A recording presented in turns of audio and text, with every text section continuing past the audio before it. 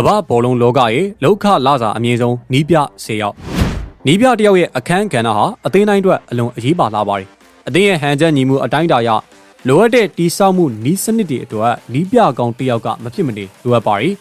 ဥရောပပါဝင်ကမ္ဘာဘောလုံးနေပယ်တွေထဲမှာနီးပြတွေအတွက်ပေးချေရတဲ့လောက်ခလာစာကအတိုင်းအတာတစ်ခုထိမြင့်မားလာပါတယ်ဒီဗီဒီယိုမှာတော့ကမ္ဘာဘောလုံးလောကရဲ့လောက်ခလာစာအမြင့်မားဆုံးနီးပြ10ယောက်အကြောင်းကိုတင်ဆက်ပေးသွားမှာပဲဖြစ်ပါတယ်နံပါတ်10အန်စလော်တီသောမတ်တူချေစကာလိုနီနဲ့ပိုချက်တီနိုတို့လိုနီးပြမျိုးတွေကိုကျော်လွန်ပြီးတော့အန်စလော်တီကလောက်ခလာစာပုံမှုရရှိနေခဲ့တာပါဘရာဇီးရဲ့လက်ရွေးစင်နီးပြဖြစ်လာတဲ့အန်စလော်တီကတနေ့ကိုပေါင်8.4 သန်းထိရရှိမှာဖြစ်ပြီးတော့လာမယ့်2026ကမ္ဘာဖလားပြိုင်ပွဲအတွက်ဘရာဇီးအသင်းကိုဦးဆောင်မောင်းနေတော့မှာဖြစ်ပါတယ်နံပါတ်9ဂိုဇီမော်ရီညို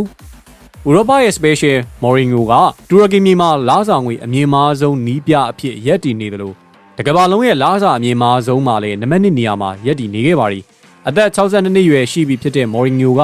ဗီနာဘာရှိသင်းမှာလောက်ခလာစာအနေနဲ့တနစ်ကိုပေါင်9.2 သန်းအထိကိုရရှိနေခဲ့တာပါနံပါတ်8မက်သစ်ဂျာစီဒီလောက်ခလာစာအများဆုံး10ယောက်စီးရင်မှာအသက်ငယ်ဆုံးအဖြစ်ရပ်တည်နေပြီးဂျာမနီနိုင်ငံသားမက်သစ်က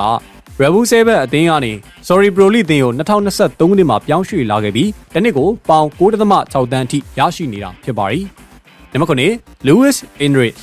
Champion League Champion Hero Enrique ကဒီစရင်ရဲ့ Top 3 လောက်ထိကိုပါသိမ်းခဲ့ပေမဲ့အဆင့်9နေရာမှာပဲရပ်တည်နိုင်ခဲ့ပါတယ်။ PSG ရဲ့အမှုဆောင်ချုပ် Eka Laifi ကလည်းသူ့ကိုစာချုပ်အသစ်ချုပ်ဆိုဖို့ပြင်ဆင်နေပြီးလက်ရှိမှာတော့တနစ်ကိုပေါင်9.6 သန်းထိရရှိထားပါတယ်။နံပါတ်6 David Moraes အန်အောစရာအကောင်းဆုံးနီးပြတယောက်ဖြစ်ဒီစင်းထဲမှာပါဝင်လာခဲ့ပါတယ်။ Moraes က Premier League တက်တော်ရှိနီးပြတယောက်ဖြစ်ပြီးတော့ Premier League Champion လီဗာပူးနီးပြအာနီစလော်၊ဦးနိုင်းအမ်ရီနဲ့အန်ဒီယောင်တို့ထက်လောက်ခလာစာပုံမှုရရှိထားပါတယ်။တနစ်ကိုပေါင်12.5 သန်းထိရရှိနေတာဖြစ်ပြီး bonus ratio ကြောင့်အခုလိုမြင့်မားနေရလည်းဖြစ်ပါတယ်။နံပါတ်5 Stefano Pioli အန်နာဆာတင်ရဲ့ပေါင်တန်းမီလီယံချီတဲ့ project မှာခန့်အပ်ခံထားတဲ့နီးပြတယောက်ဖြစ်ပါတယ်။နောက်ဆုံး၄နှစ်တွင်နီးပြ6ယောက်ထိအပြောင်းလဲလုပ်ခဲ့ရတဲ့အဲ့ဒီအသင်းမှာသူ့အနေနဲ့တနစ်ကိုပေါင်15.5 သန်းထိရရှိနေတာဖြစ်ပြီးနောက်နေ့ရာသီမှာတော့အန်နာဆာအသင်းကနေထွက်ခွာသွားရဖို့များနေပါပြီ။နံပါတ်၄မီခေအာဒီတာဒီချိန်မှာလာတော့ကအာဆင်နယ်အသင်းနဲ့နောက်ထပ်3နှစ်သက်တမ်းတိုးခဲ့တဲ့စပိန်နီးပြကကမ္ဘာမှာလာစာအများဆုံးစတုဒ္ဒနေရာမှာရပ်တည်နေခဲ့ပါတယ်။2019ခုနှစ်တည်းကအာဆင်နယ်အသင်းကိုရောက်ရှိလာခဲ့တဲ့အာဒီတာကစာချုပ်သေးရတနစ်ကိုပေါင်15.6 သန်းထိရရှိနေတာဖြစ်ပြီးလက်ရှိမှာတော့စူဖလားလက်မဲ့ရာသီကိုဖျက်တမ်းကဖီယားတွေအောက်ကိုကြာရောက်နေရပါတယ်။နံပါတ်3ပက်ဂွာရီယိုလာ2024ခုနှစ်မှာပက်ကဒုတိယလာစာငွေအများဆုံးနီးပြတယောက်ပါဒါပေမဲ့ဒီနှစ်မှာတော့တတိယနေရာကိုဆင်းမိခဲ့ရပါတယ်ပြီးခဲ့တဲ့နိုဝင်ဘာမှာ2029ထိမန်စီးတီးအသင်းနဲ့စာချုပ်အသစ်ချုပ်ဆိုခဲ့ပြီးတနစ်ကိုပေါင်တန်း20.9 ထိရရှိထားခဲ့တာဖြစ်ပါတယ်နံပါတ်4ဆိုင်မွန်အင်ဇာဂီအင်နာမီလန်အသင်းကနေဆော်ရီလီထိပ်သီးကလပ်အေးလေကိုပြောင်းရွှေ့ပြီးဒီပြိုင်နက်အင်ဇာဂီဟာဒုတိယလာစာငွေအများဆုံးနီးပြတယောက်ဖြစ်လို့လာခဲ့ပါတယ်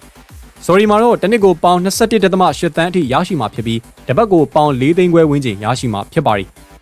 နံပါတ်1ဒီယေဂွန်ဆင်မြူနီ2011ခုနှစ်ကတည်းကအက်တလက်တီကိုမက်ဒရစ်အသင်းကိုရောက်ရှိလာခဲ့ပြီး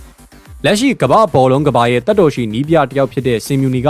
လောက်ကားလာစာအများဆုံးနီးပြဖြစ်ထိပ်ဆုံးမှာရပ်တည်နေပါတယ်။ကစားသမားဘဝမှာဒီအသင်းနဲ့အောင်မြင်မှုတွေအရယူထားနိုင်တဲ့ဆင်မြူနီက